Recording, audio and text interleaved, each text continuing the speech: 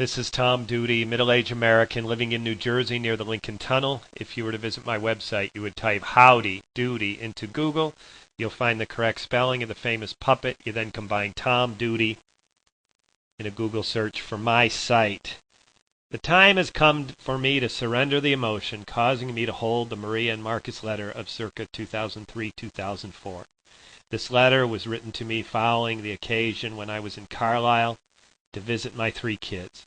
My trip started from Fremont, Michigan, including a transfer to Greyhound in Grand Rapids, Michigan.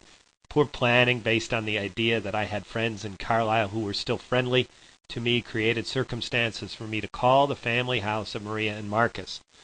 Marcus responded to my call and delivered me to my kids' house, maybe the Ronskis' house. I know now my call put Marcus in a terrible situation. And the emotion of the short car ride was high, but we laughed through it as if everything was okay. But it wasn't. I planned this and other trips to spend my nights on Greyhound so to not require a hotel, although my income was at a food science career-to-date high. My financial demands of 2 households was also high, so I cut corners like I wasn't a college student, not the successful corporate leader I was. I returned to Michigan, and in the days or weeks that followed, this letter from Maria and Marcus arrived at my Michigan address. As I remember, I was condemned for breaking my marriage vows to my ex-wife and being involved sexually with a woman who was not my first wife. They are Catholic, so they believe the marriage lasts beyond the legal end, which gives me the sense no relationship following my Catholic marriage to my first wife can be acceptable, which is wacky Catholic stuff. But I know of no time their opinions mismatch teachings of the Catholic Church. And my memory of this letter says each word put me at odds with God in their eyes. Although it seems the exact words are lost forever, I remember the letter as being notice from the Catholic pair that my actions damned me to hell, which is a place I was sure not to see them because of their better choices. This completes part 1 of the letter. I don't remember them segregating 2 subjects, but my memory of it defined 2 parts. This part was horrible because I had to accept that friends who build a relationship with me that included child care of one another's kids, vacations together, and sharing house projects and work related to relocation. One great idea we shared was the idea that Marcus and I would work together on one another's house projects on weekends while our wives would make meals and care for kids at the other home. It worked and it was efficient. Now I see it was a convenient way to separate husbands and wives to mask bad marriages. This is where I have a strange sense of my unintended adio from Marcus. As I see it, now his marriage was equally bad to the one I was leaving. So I have the sense we were 2 men brought together by chance and found intolerable circumstances which I, after years of trying to make better, abandoned. Him staying and me leaving magnified our choices into this forced termination that was in the letter. It was especially hurtful that Marcus signed the letter. Part 2 of the letter, in short, said never contact them again. And I, over time, took the letter as notice from all the people who were once members of this group I now consider social capital of my first marriage.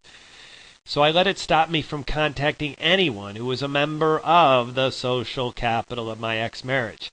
And it eventually gave me a feeling visits to my kids should be terminated. I let Marie and Marcus speak for the entire community, and I let them stop me from regular visits with my kids.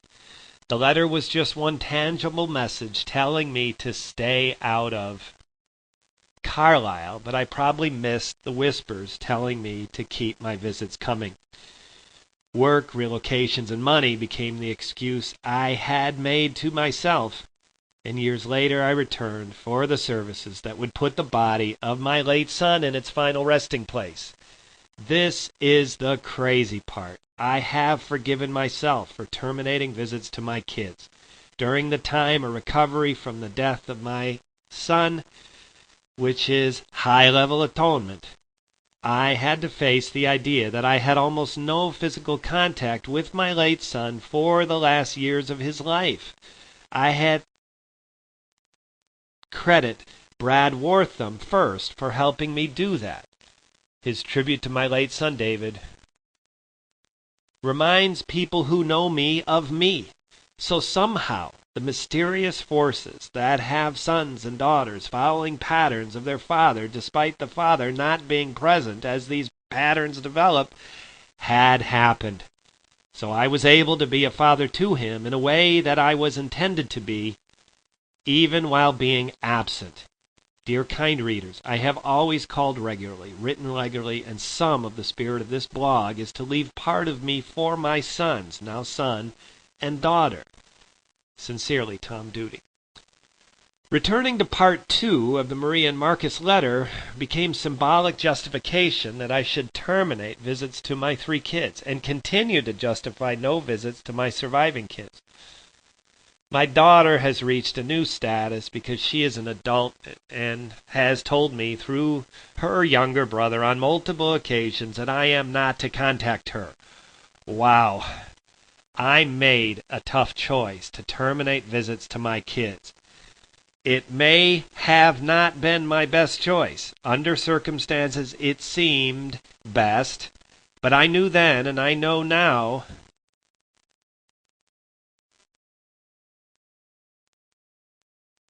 that it may not have been best. Under circumstances, it seemed best, but I knew then and I know now there may have been better choices. If so, doesn't matter, time heals, so be it. Part 2 of the letter became settled during the recovery of my death of my late son, David. God, this feels good. I returned to part 1.